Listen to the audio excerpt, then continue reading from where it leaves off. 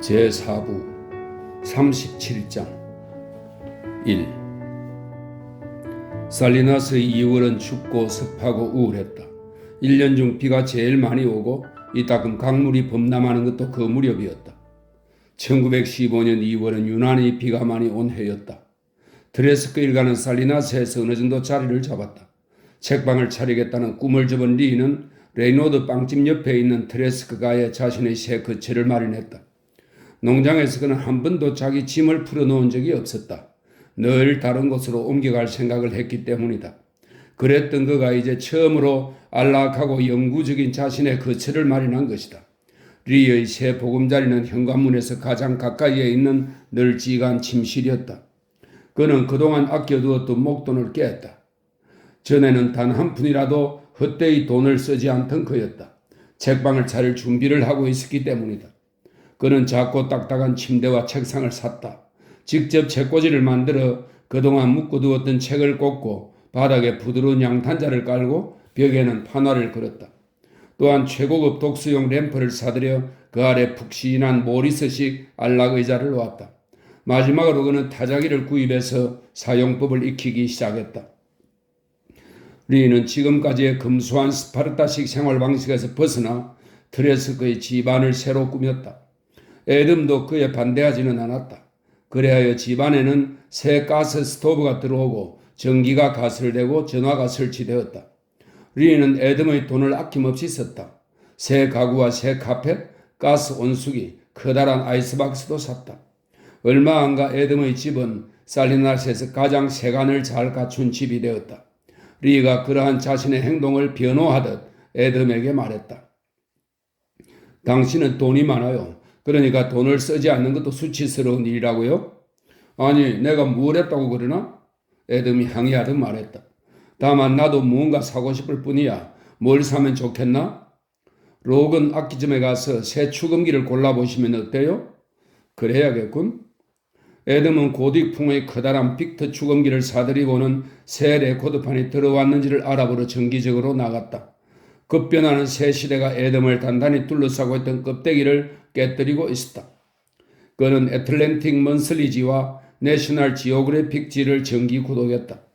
프리메이슨에 가입하고 엘크스 자선 보호회에 대해서도 진지하게 생각하기 시작했다. 또한 그는 새로 산 아이스박스에 매료되어 급기야 냉동에 관련된 서적을 구입하여 연구하기 시작했다.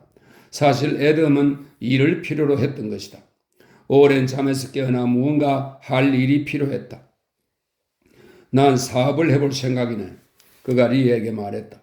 굳이 그러실 필요가 있을까요? 먹고 살 돈은 충분하잖아요. 하지만 무언가 해보고 싶어.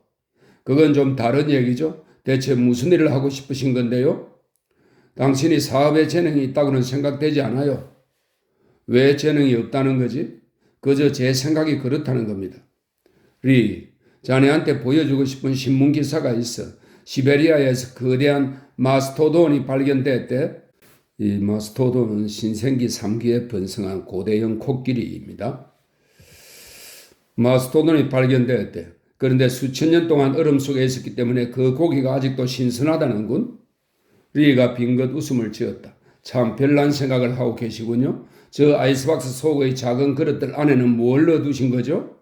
여러 가지라네. 그게 말씀하시는 사업인가요? 몇몇 그릇에서는 고약한 냄새가 나던데요. 그게 아이디어야. 나는 잠시도 그 생각을 떨쳐버릴 수가 없어. 무엇이든 차갑게만 유지한다면 상당히 오랫동안 보관할 수 있다는 게 내 생각이지. 우리 집 아이스박스에 마스토돈 고기는 넣어두지 마세요. 리가 말했다. 만일 애덤이 세뮤얼 해밀턴처럼 수천 가지의 아이디어를 갖고 있었다면 모두 물거품같이 사라져버렸을지도 모르지만 그는 오직 한 가지 아이디어만을 갖고 있었다. 그의 머릿속에서는 얼어붙은 마스토돈에 대한 생각이 떠나질 않았다. 아이스박스 안에는 여전히 과일이나 푸딩, 익힌 고기와 날고기 등을 담은 작은 그릇들이 보관되어 있었다. 그는 박테리아에 관한 서적을 모조리 구입하고 알기 쉽게 풀어선 과학 잡지들을 구해오기 시작했다. 한 가지 아이디어에 집착하는 사람들이 흔히 그렇듯이 애덤도 자신의 생각에 완전히 사로잡혔던 것이다. 살리나스에는 작은 제빙 공장이 하나 있었다. 그리 큰 규모는 아니었지만 아이스박스가 있는 집과 아이스크림 가게에 얼음을 대주기에는 충분했다. 그래서 매일 말이 끄는 얼음마차가 배달을 다녔다. 애덤은 제빙 공장을 방문하기 시작했고 얼마 후부터는 집에서 쓰던 그 작은 그릇들을 직접 들고 공장의 냉동 창고를 드나들었다. 그는 세뮤얼 해밀턴이 살아있어서 함께 냉동에 관한 이야기를 나눌 수 있으면 얼마나 좋을까 하고 절실하게 생각했다. 세뮤얼이라면 그런 일들을 재빨리 처리할 수 있을 것 같았다. 어느 비 내리는 오후 애덤은 세뮤얼 해밀턴을 생각하며 제빙 공장에서 돌아오는 길에 윌 해밀턴이 에보트 술집 안으로 들어가는 것을 보았다. 뒤따라 들어간 그는 바에 몸을 기대며 옆자리의 윌에게 말했다. 윌, 우리 집에 가서 저녁 식사나 함께 하지 않겠나? 저도 그러고 싶지만 해결을 할 일이 좀 있었어요. 일찍 끝나면 돌아가는 길에 들르도록 하죠. 무슨 중요한 일이라도 있으신가요? 글쎄, 내가 요즘 생각 중인 일에 대해 자네의 조언을 얻고 싶어서 그러네. 지역 내의 사업에 관계된 일이라면 대부분 조만간에 윌 해밀턴의 귀에 들어가기 마련이었다. 애덤이 부자라는 걸 몰랐다면 그는 애덤의 말에 관심조차 보이지 않았을 것이다. 아이디어는 별 볼 일 없더라도 일단 재정적인 뒷받침이 되면 사정은 완전히 달라졌다. 설마 농장을 좋은 값에 팔려고 내놓으시는 것은 아니겠죠? 글쎄, 우리 집 애들이 특히 칼이 농장을 좋아해서 말이지 당분간 그냥 두고 볼 생각이야. 파실 생각이라면 제가 도와드릴 수도 있는데요. 아니야. 세를 주었으니까 그걸로 세금은 충당할 수 있어. 그대로 갖고 있으려네. 지금 저녁 식사를 하러 갈 수는 없으니 다음에 찾아뵙도록 하겠습니다. 윌이 말했다. 윌 해밀턴은 능력 있는 사업가였다. 그가 얼마나 많은 사업에 관여하고 있는지 정확하게 아는 사람은 아무도 없었으나 그가 제법 수완이 좋아서 상당한 재산을 모았다는 것은 널리 알려져 있었다. 실질적인 거래가 계속해서 이어진 것은 아니었지만 늘 바삐 뛰어다니는 것이 그의 사업상 전략이었다. 윌은 에보트 술집에서 혼자 저녁 식사를 했다. 그러고는 한참 생각한 끝에 센트럴 애버뉴 모퉁이를 돌아 걸어가서 애덤 트레스크의 집 초인종을 눌렀다. 아이들은 잠자리에 들고 없었다. 리는 반지꼬리를 끼고 앉아 쌍둥이가 학교에 갈 때 신는 기다란 검정 양말을 꿰매고 있었다. 애덤은 사이언티픽 아메리칸 지를 읽고 있었다. 그는 위를 반기며 의자에 앉으라고 권했다. 리가 커피 한 주둔자를 갖다 주고는 바느질을 계속했다. 윌은 의자에 앉아 굵직한 검은색 시가를 꺼내 불을 붙이고는 애덤이 입을 열기를 기다렸다. 기분 전환하기에 좋은 날씨야. 그래, 요즘 어머니는 어떠신가? 잘 지내십니다. 갈수록 젊어지시는 것 같아요. 아드님들도 많이 컸겠군요. 그럼 칼은 학교 연극에 출연할 거라네. 제법 배우 기질이 있어. 아론은 정말 훌륭한 모범생이고 칼은 농사를 짓고 싶어 하지. 농사일도 잘만 하면 나쁠 것 없지요. 나라에서도 미래지향적인 농부들을 환영할 거예요. 윌은 기다리고 있기가 편치 않았다. 애덤이 자산가라는 소문은 부풀려진 것이 아닐까? 혹시 돈을 빌려달라고 부탁하려는 건 아니겠지? 윌은 잽싸게 드레스크 농장에 돈을 얼마나 빌려줄 수 있고 또 농장을 담보로 돈을 얼마나 빌릴 수 있는지 계산해 보았다. 액수도 이자율도 정확히 가늠되지 않았다. 그런데도 애덤은 여전히 본론을 얘기하지 않았다. 윌은 슬슬 조바심이 났다. 오래 앉아 있을 수가 없습니다. 오늘 밤 늦게 누굴 좀 만나기로 약속이 되어 있거든요. 커피 한 잔 더 하겠나? 아닙니다. 커피를 많이 마시면 잠이 안 와서요. 저를 보자고 하신 구체적인 용건이 있으셨던가요? 요즘 계속 자네 부친에 대해 생각하고 있었어. 그래서 그의 집안 사람을 만나 얘기를 나누고 싶었지. 윌은 다소 편안하게 자세를 고쳐 앉았다. 아버지는 대단한 재담꾼이셨죠? 사람들을 실제 이상으로 좋게 보셨지. 애덤이 말했다. 리가 바느질용 목각 계란에 양말을 뒤집어 씌워 꿰매다 말고 고개를 들고 말했다. 아마도 가장 훌륭한 재담가는 다른 사람으로 하여금 말을 하도록 돕는 사람일 겁니다. 리, 자네가 그렇게 말하는 걸 들으니 꽤 재미있군. 전에는 분명 중국식 영어를 했잖아. 예전엔 그랬죠. 리가 말했다. 허식을 부리느라 그랬던 것 같아요. 그는 애덤을 향해 싱긋 미소를 지어 보이고는 다시 윌에게 말했다. 시베리아 어딘가의 얼음덩이 속에서 마스토돈이 발견되었다는 소식을 들어보셨나요? 수만 년이 지났는데도 고기가 여전히 싱싱했대요. 마스토돈이라니? 오래전에 멸종한 코끼리의 조상이죠. 그런데 그 고기가 여전히 싱싱했단 말이지. 포크찹처럼 맛이 있었대요. 그는 구멍이 난 양말의 무릎 부분에 목과 계란을 밀어 넣었다. 그 참 재밌는 얘기군. 윌이 중얼거렸다. 그러자 애덤이 끌끌 웃으면서 말했다. 이러다가 내가 리아한테 한 방 얻어맞겠는걸? 너무 딴소리만 찌끄려댔으니 말이야. 이번 일은 내가 그냥 가만히 앉아만 있기가 지루해서 생각해낸 것이네. 무언가 소일거리를 갖고 싶었거든. 농장 일을 하시지 그러세요? 아니야. 그 일엔 흥미가 없어. 윌, 자네도 알다시피 난 직업을 구하려는 게 아니네. 무언가 할 일을 찾고 있는 거야. 내게 직업 따윈 필요 없어. 그제야 윌은 이제까지의 조심스러운 태도에서 벗어났다. 제가 도울 일은 뭡니까? 내가 갖고 있는 아이디어에 대해 자네 의견을 듣고 싶네. 자네는 진짜 사업가 아닌가? 그러죠. 윌이 말했다. 제가 도움이 된다면야 기꺼이. 그동안 냉동에 대해서 연구를 해봤네. 내가 생각해낸 아이디어가 하나 있는데 도무지 그게 머릿속에서 떠나질 않더군. 잠을 자도 그 생각이 나는 거야. 이런 일은 내 평생 처음이야. 이건 정말 대단한 아이디어야. 물론 허점도 많긴 하겠지만. 윌은 꼬았던 다리를 풀고는 바지 허리춤을 잡고 축혀 올렸다. 어서 말씀하시죠. 시가 하나 드릴까요? 애덤은 그의 말을 듣지 못했다. 아니, 들었더라도 그의 머릿속에는 들어오지 않았을 것이다. 나라 전체가 변해가고 있어. 애덤이 말했다. 이제 사람들은 더 이상 옛날식으로 살지 않을 것이네. 자네 겨울철에 제일 큰 오렌지 시장이 어디에 서는지 아나? 모르겠는데요. 어디입니까? 뉴욕시지. 신문에서 읽었네. 요즘은 추운 지방 사람들도 겨울에 나지 않는 산물들, 예를 들면 완두콩이나 상추, 꽃, 양배추 같은 것들을 먹고 싶어 할 거라고 생각해 본 적 없나? 대부분의 지방에서는 몇 달씩이나 이런 싱싱한 채소들을 먹지 못하고 지내지. 그런데 이곳 살리나스 계곡에서는 1년 내내 그런 채소들을 재배할 수 있단 말이야? 여기와 거기는 다르니까요. 윌이 말했다. 대체 아이디어란 게 뭐죠? 언젠가 리가 커다란 아이스박스를 사왔는데 그거 참 흥미롭더군. 난 그 안에다가 여러 가지 채소를 집어넣고 이런저런 방식으로 배열해 보았어.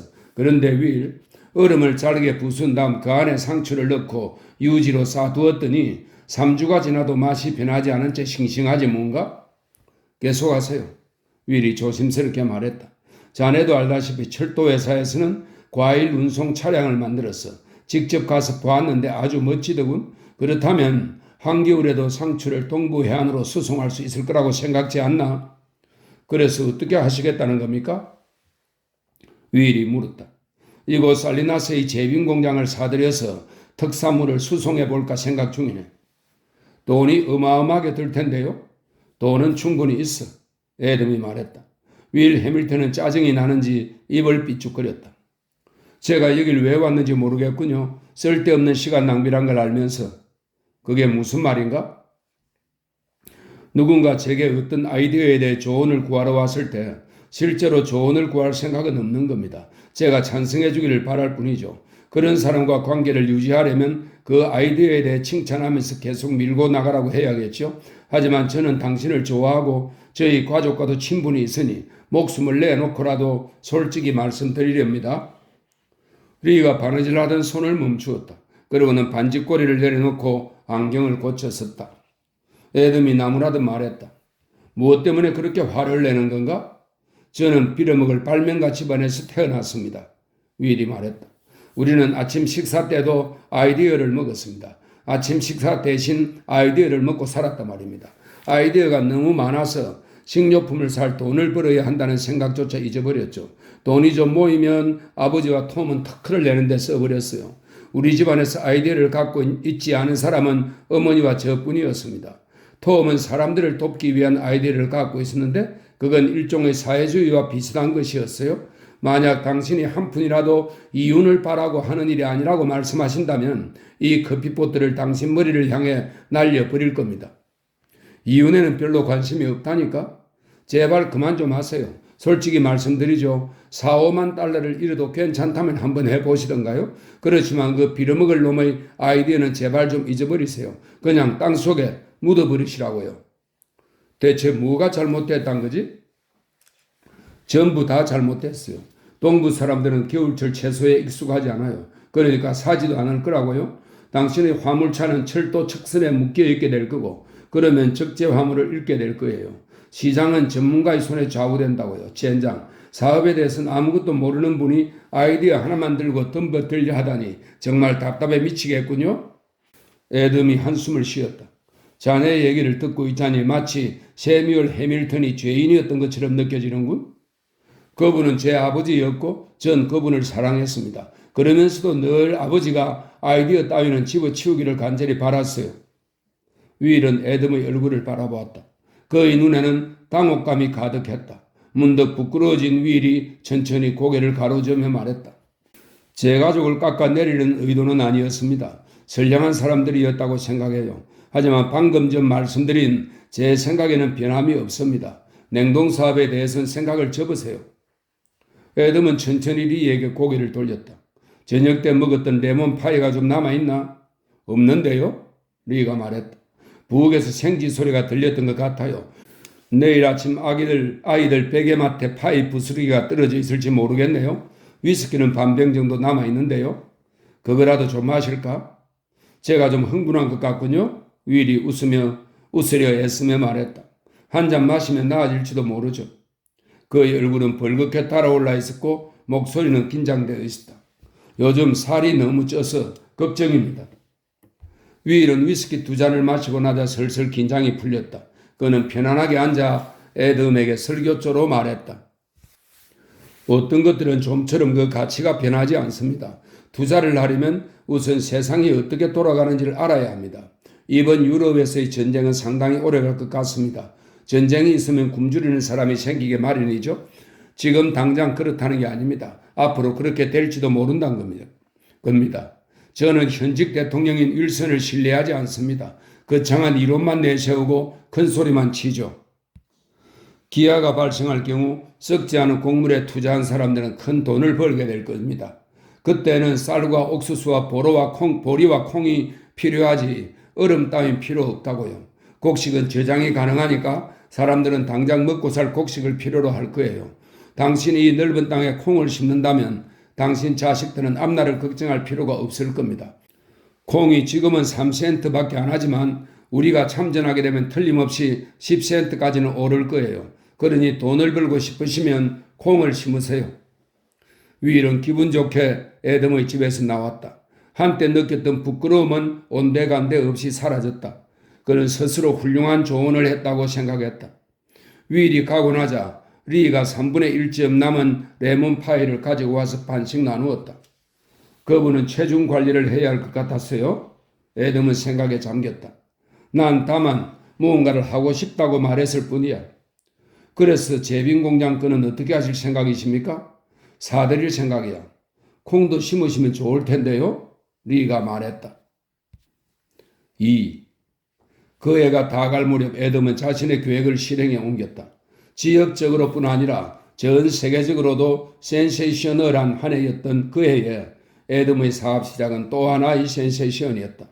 그가 준비를 완료하자 사업가들은 그를 일컬어 장래를 내다볼 줄 알고 성견지명이 있으며 진보적인 정신의 소유자라고 떠들어댔다. 얼음으로 포장된 상추가 여러 양의 화물 열차에 실려 출발할 때는 온 마을이 떠들썩했다. 상공회의소 임직원들까지 출발을 보러 나왔다. 각 차량에는 살리나스 계곡 상추라고 쓴 커다란 포스트까지 붙어 있었다. 그러나 어느 누구도 이 사업에 투자하려고는 하지 않았다. 애덤은 스스로도 상상하지 못했던 어마어마한 정력을 그 사업에 쏟아부었다. 상추를 거두어 다듬고 상자에 넣고 얼음을 채우고 화물차에 싣는 것은 큰일이었다. 그런 일들을 처리할 장비는 없었다. 모든 일을 즉석에서 처리해야 했고 많은 인력을 고용해서 작업 방법을 가르쳐야 했다. 모든 사람들이 충고를 해주었지만 아무도 일을 거들어주지는 않았다. 사람들은 애덤이 이 아이디어에 금액을 투자했다고 짐작했지만 정확히 얼마가 들었는지는 아무도 몰랐다. 애덤 자신도 모르기는 마찬가지였다. 그것을 알고 있는 사람은 오직 리뿐이었다.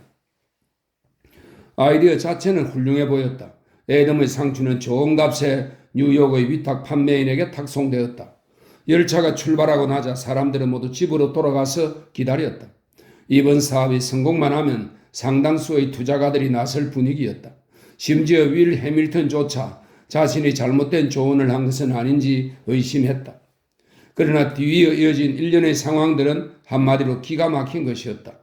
전지전능하고 무자비한 적이 계획한 음모였다고 해도 이보다 더 치명적일 수는 없었을 것이다. 열차가 세크라멘토에 이르렀을 때 뜻밖의 눈사태가 발생했고 그로 인해 시에라 산맥의 통행이 금지되자 상추를 실은 열차는 대피선에서 이틀 동안이나 꼼짝없이 기다려야 했다. 그동안 상추를 포장한 얼음은 다 녹아버렸다. 사흘째 되던 날 간신히 열차가 산맥을 통과할 수 있었지만 중서부 지방 전역에서는 이상 고온 현상으로 따뜻한 날씨가 이어졌다. 시카고 역에서는 지시의 혼선이 있었다. 이는 흔히 발생하는 일로 어느 누구의 탓도 아니었지만 덕분에 에덤의 화물열차는 닷새 동안이나 역에 정차해 있어야 했다. 일이 이 정도로 꼬였다면 더 이상 다른 설명이 필요하지 않을 것이다. 뉴욕에 도착했을 때는 열차 6량 분량의 상추가 죄다 썩어 곤죽이 되어버렸으므로 그것을 치우는 데만도 엄청난 비용이 들었다. 위탁 판매소에서 붙인 전보를 읽고 난 에덤은 의자에 깊숙이 파묻힌 채 야릇한 미소를 얼굴에 머금고 있었다. 그 미소는 꽤 오랫동안 사라지지 않았다. 리는 멀찌감치 떨어져서 에덤이 혼자 괴로움을 사귀도록 내버려 두었다. 쌍둥이들의 귀에도 에덤의 실패에 대한 살리나스 주민들의 반응이 들려왔다. 그들은 에덤이 바보이며 똑똑한 차는 몽상가들은 늘 공경에 빠지기 마련이라고 수군거렸다. 사업가들은 그 일에 투자하지 않은 자신들의 성견지명이 옳았다며 통쾌해했다. 사업에는 경험이 중요한데 물려받은 유산만 믿고 무턱대고 덤벼들었으니 낭패를 보고 망그라며 떠들어댔다. 그 증거를 보고 싶으면 에덤이 자기 농장을 경영하는 꼴을 보라고 했다. 바보는 돈과 인연이 없으며 이번 일로 그가 큰 교훈을 얻었을 거라고 멋대로 짓거려댔다. 에덤은 이미 제빙 공장의 생산량을 2배로 늘린 상태였다. 윌 해밀턴은 자신이 처음부터 이 계획에 반대했을 뿐만 아니라 앞으로 닥칠 일에 대해서 상세하게 예언까지 해주었던 것을 머릿속에 떠올렸다. 에덤이 실패한 것에 대해 그 또한 기분이 좋은 것은 아니었다. 하지만 그처럼 견실한 사업가의 조언을 받아들이지 않는 사람을 두고 그가 무엇을 어떻게 할 수 있단 말인가. 실제로 윌은 황당무계한 아이디어로 망한 경우를 수없이 보아왔다. 따지고 보면 그의 아버지 세뮤얼 해밀턴도 어리석었다는 생각이 들었다. 톰 해밀턴의 경우는 제정신이 아니었다고 밖에 달리 생각할 길이 없었다. 시간이 충분히 흘렀다고 판단한 리는 그제야 자기 생각을 솔직히 털어놓았다. 그는 혹시 에덤이 딴 생각을 하지 않도록 그와 똑바로 마주 앉았다. 기분이 어떠십니까? 좋아. 스스로 굴을 파고 들어앉을 생각은 아니죠? 왜 그런 생각을 하지? 예전의 표정을 되찾으셨으니까요. 눈에서는 목류병자 같은 눈빛도 엿보이고요. 이렇게 말씀드려서 기분 상하셨습니까? 아니, 에덤이 대꾸했다. 다만 내가 완전히 망한 건지 궁금하군. 그런 건 아닙니다. 9,000달러와 농장이 남았죠. 쓰레기를 처분하는데 2,000달러가 들었잖아. 그걸 제외한 금액이 9,000달러예요. 새 제빙 기계를 들이는데 든 돈도 있고 이미 지불했어요. 그러니까 지금 내게 9,000달러가 남아있단 말이지. 농장도 있고요. 리가 덧붙였다. 제빙 공장도 처분할 수 있을 텐데요. 이 말에 에덤의 얼굴이 굳어지면서 몽롱했던 미소가 사라졌다. 난 아직도 일이 잘 될 거라고 믿고 있네. 이번 일은 예기치 않은 사고 때문에 그랬던 거야. 제빙 공장은 그대로 둘 생각이네. 무엇이든 차갑게 하면 얼마든지 보존이 가능해. 게다가 제빙 공장에서 약간의 이윤도 나오지 않나. 곧 무언가 생각해낼 수 있을 거야. 되도록이면 돈 드는 일은 생각해내지 마십시오. 리가 말했다. 제 가스 스토브까지 내다 팔고 싶지는 않으니까요. 3. 쌍둥이는 아버지 에덤의 실패로 큰 충격을 받았다. 이제 15살인데다 오랫동안 스스로 부잣집 자식이라고 생각해 왔기 때문에 그 충격은 쉽게 가시질 않았다. 상추를 실은 화물열차가 출발할 때 온 마을이 축제를 하듯 떠들썩하지만 않았다더라도 그렇게 실망이 크지는 않았을 것이다. 열차 밖에 걸렸던 커다란 플래카드를 생각하면 소름이 끼쳤다. 사업가들이 에덤을 조롱했다면 고등학교 학생들은 그보다 훨씬 더 잔인했다. 아이들은 하룻밤새 그들을 아론과 칼 상추 또는 짧게 상추 대가리라고 부르며 놀려댔다. 아론은 이 문제를 에이브라와 상의했다. 앞으로는 상황이 크게 달라질 거야. 아론이 말했다. 에이브라는 의젓한 처녀로 성장해 있었다. 나이가 들면서 젖가슴은 봉긋하게 부풀어 올랐고 얼굴은 차분하고 온화한 빛을 띠었다. 깜찍하고 귀엽다는 표현은 더 이상 그녀에게 어울리지 않았다. 그녀는 당당하고 자신감에 넘쳤으며 여성미가 돋보였다. 에이브라는 아론의 걱정스러운 얼굴을 바라보며 물었다. 왜 상황이 달라질 거란 거니? 한마디로 우리 집은 이제 가난하니까. 어쨌든 지금까지는 잘 살아왔잖아. 너도 알다시피 난 대학에 가고 싶어. 갈 수 있어. 내가 도울게. 그런데 너희 아버지는 돈을 몽땅 날리셨니? 모르겠어. 하지만 사람들이 그렇게들 말해. 사람들이라니? 주위의 모든 사람들 말이야. 너희 부모님도 너가 나와 결혼하는 걸 탐탁지 않게 생각하실 거야? 그럼 부모님께는 말씀 안 드리면 되지 뭐. 너 자신에 대해 확신이 있는 모양이구나? 그래. 에이브라가 말했다. 난 확신이 있어. 나한테 키스해주지 않을래? 뭐라고? 길 한복판에서 말이야? 안 될 것도 없잖아. 사람들이 다 보잖아. 보라지 뭐. 아론이 말했다. 난 싫어. 사람들이 보는 앞에서는 하고 싶지 않다고. 그녀는 그의 주위를 한 바퀴 돌고는 그의 앞을 가로막았다. 저 좀 보세요. 어서 키스해달라고요. 너 자꾸 왜 그래? 그녀가 천천히 대답했다. 그래야 사람들이 내가 상추 대가리 부인이라는 걸 알게 될 테니까. 아론은 재빨리 그녀를 끌어안고 가볍게 입을 맞춘 뒤 아무 일 없었다는 듯 그녀를 자기 옆으로 당겨 세웠다. 어쩌면 내가 스스로 약속을 깨뜨리게 될지도 모르겠어. 그게 무슨 소리니? 이제 나는 너한테 어울리는 짝이 아니란 뜻이야. 난 별 볼 일 없는 집안의 자식일 뿐이라고. 너희 아버지의 태도가 전과 달라지는 걸 내가 못 느낄 줄 알아? 너 돌았구나? 에이브라가 얼굴을 찡그리며 말했다. 그녀 또한 아버지가 달라진 사실을 눈치채고 있었던 것이다. 그들은 베일 제과점에 들어가 테이블 앞에 앉았다. 그 해에는 샐러리 토닉이 크게 유행했다. 그 전해에는 루트비어 아이스크림 소다가 인기였다. 에이브라는 빨대로 조심스럽게 거품을 저으면서 상추 사업이 실패한 뒤로 자기 아버지의 마음이 변한 것에 대해 생각했다. 아버지는 이렇게 말했다. 이제 기분 전환 삼아 다른 청년을 만나보는 게 어떻겠냐? 하지만 전 아론과 약혼했는걸요? 약혼이라니? 아버지는 콧김을 뿜으며 화를 냈다. 언제부터 머리에 피도 안 마른 것들이 제멋대로 약혼을 한다더냐? 넌 주위를 둘러볼 필요가 있어. 바닷속에는 물고기가 수없이 많은 법이다. 요즘 들어 혼인은 집안 형편일수록 엇비슷해야 한다는 얘기가 몇 번 나왔고 좋지 못한 소문은 영원히 감추어질 수 없는 법이라는 말도 얼핏 들은 것 같았다. 이런 말이 나온 것은 에덤이 사업으로 재산을 모두 날렸다는 소문이 나고부터였다. 에이브라가 테이블 위로 몸을 숙이며 말했다. 우리가 실제로 할 수 있는 일은 아주 단순해. 아마 듣고 나면 코웃음을 칠걸? 뭔데 그래?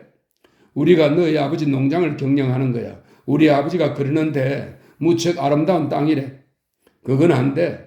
아론이 잘라 말했다. 왜 안 돼?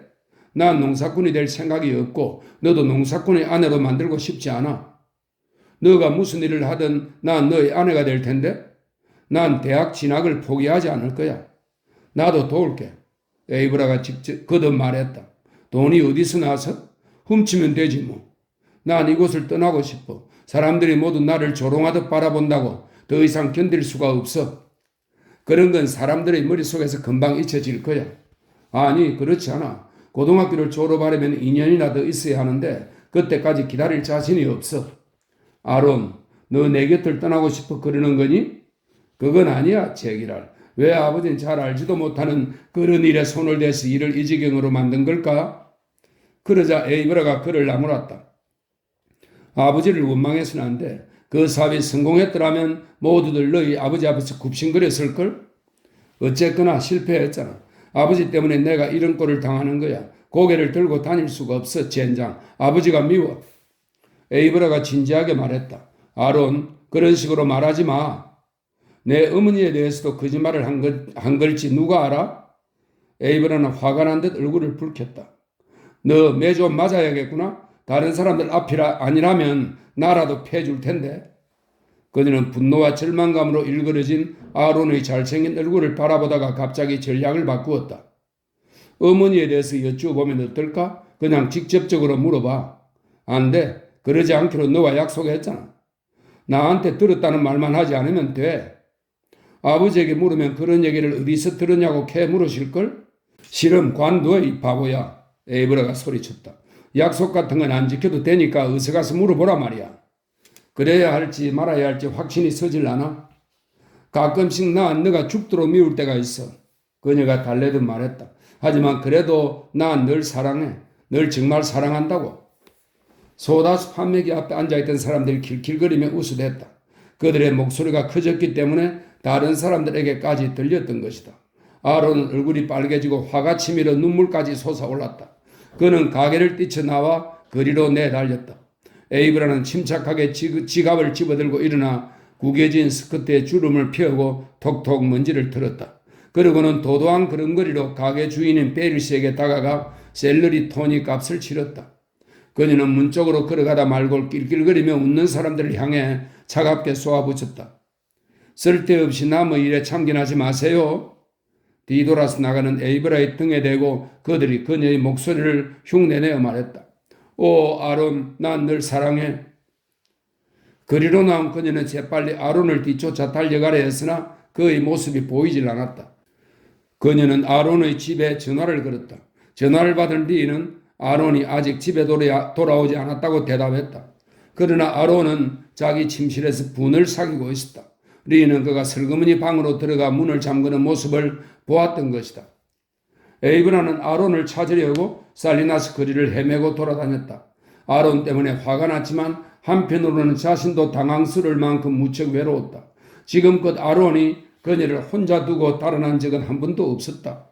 에이브라는 홀로 있는 것이 견디기 힘들었다. 칼이야말로 고독이란 것을 배워야만 했다. 아주 잠깐 동안 그는 에이브라와 아론과 함께 어울리려고 해보았다. 그러나 그들은 칼이 끼어드는 걸 원치 않았다. 칼은 질투심에 그녀를 유혹해버리고 했지만 뜻대로 되지 않았다. 그에게 학교 공부는 어렵지 않았지만 그렇다고 재미있지도 않았다. 아론은 칼보다 더 열심히 공부를 해야만 했다. 무언가를 배웠을 때 느끼는 성취감의 정도가 더 컸기 때문이다. 그는 차츰 공부를 잘하고 못하고를 떠나서 공부 자체를 중요시하게 되었다. 반면 칼은 뚜렷한 갈피를 잡지 못한 채 방황했다. 그는 운동이나 과외 활동에도 흥미를 느끼지 못했다. 갈수록 초조해져서 밤이면 밖으로 나돌았다. 그는 팔다리가 길고 키가 훤칠하게 컸으며 그의 주위에는 항상 어두움이 깃들여 있었다.